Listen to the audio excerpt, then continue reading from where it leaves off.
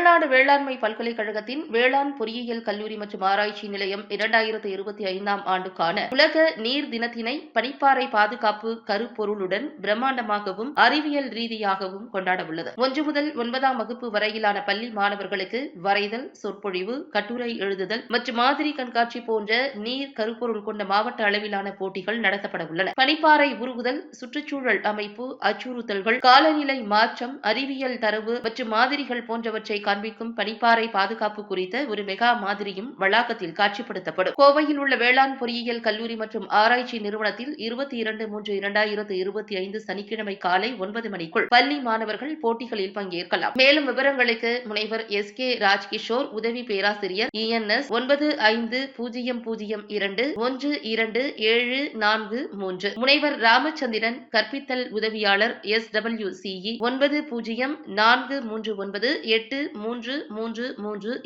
ஆகியவற்றில் தொடர்பு கொள்ளலாம் என குறிப்பிடப்பட்டுள்ளது.